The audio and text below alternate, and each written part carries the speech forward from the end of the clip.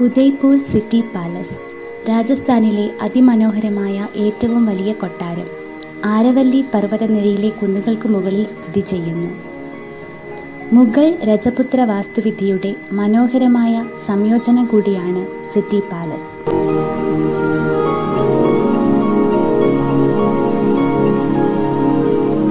City palace ഇവിടേക്കെത്തുന്ന ഓരോ സഞ്ചാരികൾക്കും ഉദയ്പൂർ നഗരത്തിന്റെ മനോഹാരിതയും പിച്ചോള ലേക്കിന്റെ സൗന്ദര്യവും മറക്കാനാവാത്ത ഒരനുഭവമാക്കി മാറ്റുന്നു.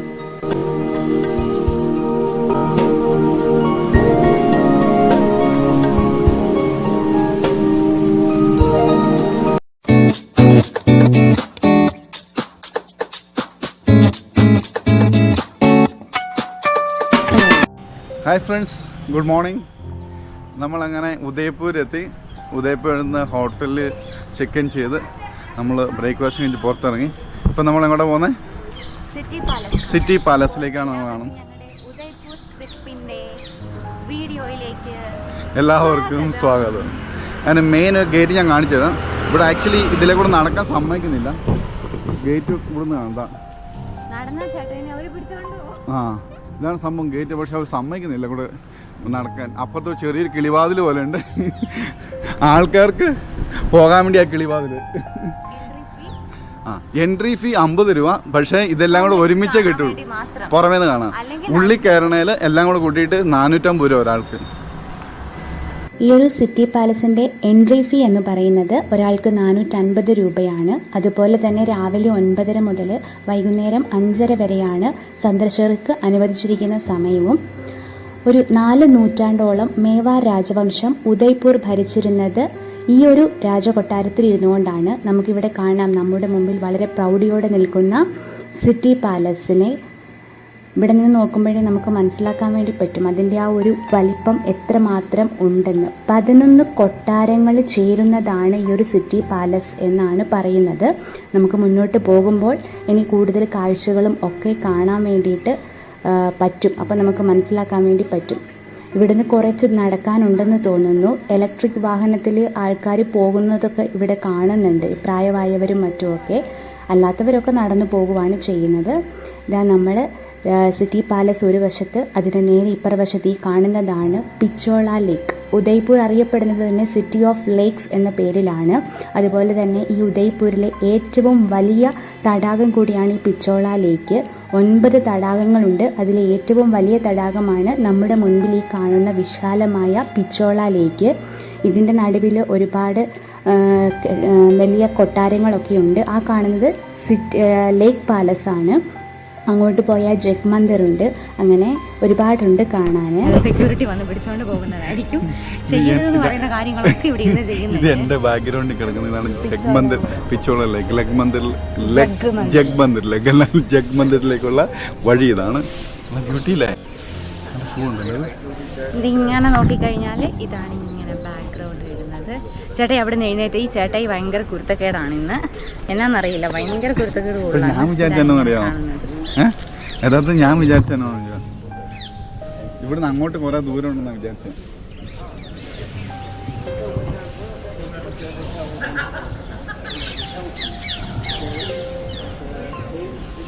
രാവിലെ വന്നുകൊണ്ട് വലിയ തിരക്കില്ല. ഇവിടെ ഏറ്റവും അധികം തിരക്ക് ഡെയിലി 4000-5000 പേരോളം ആൾക്കാർ ഡെയിലി വരുന്നതാണെന്നാണ് പറഞ്ഞേ.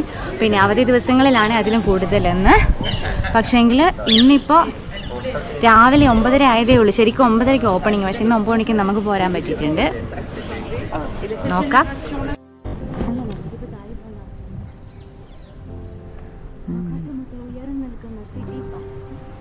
കേട്ടോ, ആക്ച്വലി എവിടെ നോക്കിയാലും ഒരു ഫോട്ടോ ഫ്രെയിം പോലെ അല്ലേ? നീ അവിടെ ഇന്ന് 2 ഫോട്ടോ എടുത്തു. അത് മാത്രമല്ല, ഇത് ഇപ്പോഴും നല്ല രീതിയിൽ മെയിൻറ്റെയിൻ ചെയ്ത് പോകുന്നുണ്ട്. കാരണം ഇത് ഗവൺമെന്റിന് കൊടുത്തിട്ടില്ല. ഇത് പ്രൈവറ്റ് ആയിട്ട് മെയിൻറ്റെയിൻ ചെയ്യുന്ന. അതുകൊണ്ടാണ് ഇവര് അതനുസരിച്ച് നോക്കുന്നത്.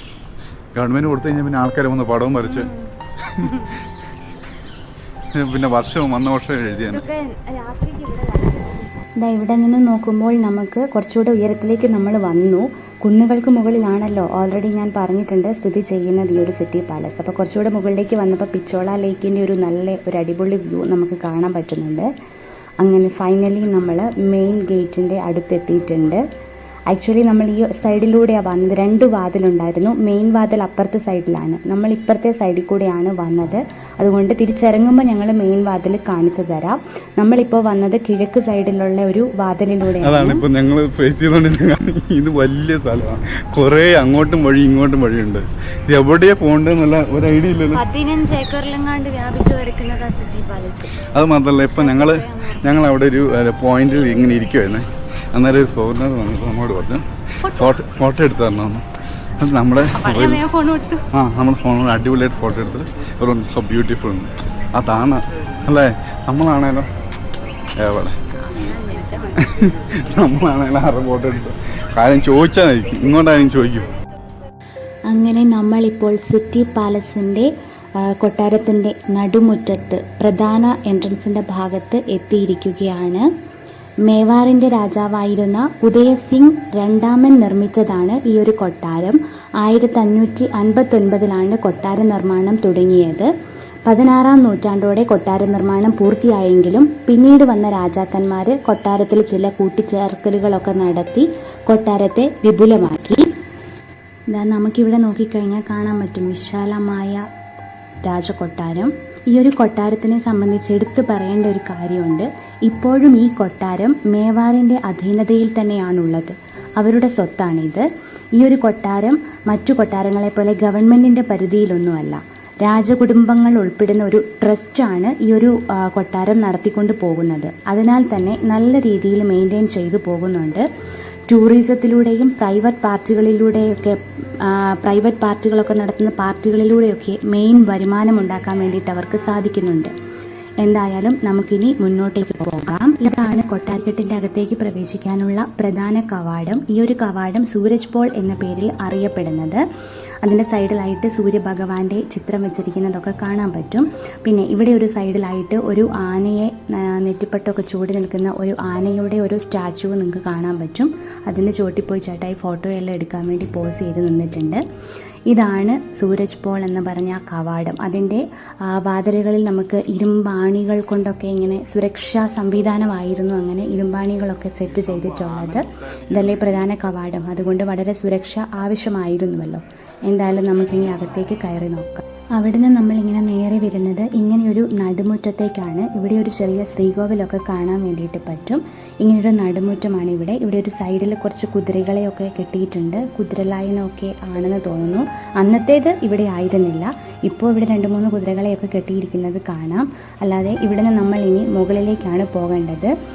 അപ്പോൾ ആ ഒരു സ്ഥലം അറിയപ്പെടുന്നത്, നമ്മളിനി പോകുന്നത് ഗണേഷ് ചൗക്ക് എന്ന് പറയുന്ന ഒരു ഏരിയയിലേക്കാണ്. അവിടെ സെക്യൂരിറ്റി ചെക്കിംഗ് ഒക്കെ ഉണ്ട്. അതിനുശേഷം നമുക്ക് മുന്നോട്ട് പോയി കഴിഞ്ഞാൽ വളരെ മനോഹരമായ ഒരു കാഴ്ചയാണിത്. നിറയെ കൊത്തുപണികളാൽ നിറഞ്ഞ ചുവരോട് കൂടിയ ഒരു സ്ഥലമാണിത്. അതിന് നടുവിലായിട്ട് ഒരു ഗണപതി വിഗ്രഹം കാണാൻ പറ്റും. ഇതിൻ്റെ സ്പെഷ്യാലിറ്റി എന്ന് പറയുന്നത് ഒറ്റക്കല്ലിൽ തീർത്ത ഗണപതി വിഗ്രഹമാണിത്. 17-ാം നൂറ്റാണ്ട് മുതൽ രാജകുടുംബം പൂജിച്ചു വരുന്ന ഒരു വിഗ്രഹമാണ് ഇത്. മേവാറിലെ രാജാവായിരുന്ന രാജാ കരൺ സിംഗ് ആണ് ഇത് നിർമ്മിച്ചത്. ഈ ഒരു സ്ഥലം ഗണേഷ് ജ്യോതി എന്നാണ് അറിയപ്പെടുന്നത് തന്നെ. ഇവിടെയൊക്കെ നമുക്ക് കാണാം, ചുവരിലൊക്കെ ധാരാളം ചുമർ ചിത്രങ്ങളൊക്കെ നല്ല ഭംഗിയായിട്ട് സെറ്റ് ചെയ്ത് വെച്ചിട്ടുണ്ട്. ഇപ്പോഴും അത് മെയിൻറ്റെയിൻ ചെയ്തുകൊണ്ട് പോകുന്നുണ്ട്. അതാണ് എടുത്തു പറയേണ്ട ഒരു കാര്യം. ഇനി നമ്മൾക്ക് ഇവിടെ നിന്നും കുത്തനെയുള്ള കുറച്ച് സ്റ്റെപ്പുകൾ കയറി വേണം മുകളിലോട്ട് പോകാൻ വേണ്ടിയിട്ട്. അപ്പം ഇവിടുന്ന് കുറച്ചധികം സ്റ്റെപ്പുകളുണ്ട്. അത്യാവശ്യം നല്ല തിരക്കുമുണ്ട്. അതുകൊണ്ട് മെല്ലെ കയറി പോകാൻ വേണ്ടിയിട്ട് പറ്റത്തുള്ളൂ. നമ്മൾ സ്റ്റെപ്പ് കയറി പോകുന്ന 2 സൈഡിലും നല്ല രീതിയിൽ ടൈലൊക്കെ കാണാം. നമ്മൾ ഈ നമ്മളിങ്ങനെ കയറി വന്ന ഈ ഒരു സ്ഥലം അറിയപ്പെടുന്നത്, ഇവിടെയും നമുക്കൊരു വിഗ്രഹം കാണാൻ വേണ്ടിയിട്ട് പറ്റും. ഈ ഒരു സ്ഥലം അറിയപ്പെടുന്നത്, അവിടെ എഴുതി കൊടുത്തിട്ടുണ്ട് അത് ആരാണ് നിർമ്മിച്ചത്, ആ ഒരു സ്ഥലം എന്താണെന്നൊക്കെ. നമ്മൾ കയറി വന്ന ഈ ഒരു സ്ഥലം അറിയപ്പെടുന്നത് രാജാങ്കൺ എന്ന പേരിലാണ് അറിയപ്പെടുന്നത്. രാജാക്കന്മാരുടെയൊക്കെ പ്രധാന പരിപാടികളും കിരീടധാരണ ചടങ്ങുകളൊക്കെ നടന്നിരുന്ന സ്ഥലമായിരുന്നു ഇവിടെ. ഇപ്പം 4 വശത്തു നിന്നും മുകളിലും ഒക്കെയുള്ള കൊട്ടാരത്തിലുള്ള സ്ത്രീകൾക്കുമൊക്കെ ഇവിടെ നടക്കുന്ന പരിപാടികളൊക്കെ അവിടെ നിന്നും വീക്ഷിക്കാൻ പറ്റും. അതിൽ 2 ഭാഗമുണ്ട്. ഒരു ഭാഗത്തേക്കാണ് ഇപ്പം നമ്മൾ ചെന്നത്. പ്രതാപ് കക്ഷ് എന്ന് വിളിക്കപ്പെടുന്ന മുറിയാണിത്. പഴയ കാലത്തെ ആയുധങ്ങളുടെ പ്രദർശനശാലയായിരുന്നു ഇത്. റാണ പ്രതാപ് സിംഗ് ഉപയോഗിച്ച ആയുധങ്ങളൊക്കെ സൂക്ഷിച്ചിട്ടുണ്ടായിരുന്നു. പക്ഷെ ഇപ്പോൾ അതൊന്നും കാണുന്നില്ല. അതിനോട് ചേർന്ന് ചെറിയൊരു മൂർത്തി വിഗ്രഹമൊക്കെ കാണാൻ വേണ്ടിയിട്ട് പറ്റുന്നുണ്ട്. ഇതാണ് രാജാവായിട്ട് വഴിയുന്ന സമയത്ത് ഇതിൻ്റെ നിറച്ചും സ്വർണ്ണ കോയിൻ ഇട്ടിട്ട് കൂടെ നടത്തും. അത് കഴിഞ്ഞിട്ട് ഇത് ഇവിടുത്തെ പണ്ഡിറ്റിക്കും അവർക്കും പിന്നെ ബാക്കി എല്ലാവർക്കും ഇരിക്കുന്നതായിട്ട് കിട്ടും.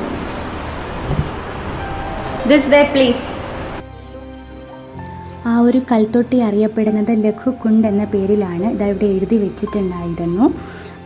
ഇനി ഇവിടെ നിന്ന് നമ്മൾ പോകുന്നത് ചന്ദ്രമഹൽ എന്ന് അറിയപ്പെടുന്ന ഒരു ബാൽക്കണി ഭാഗത്തേക്കാണ്.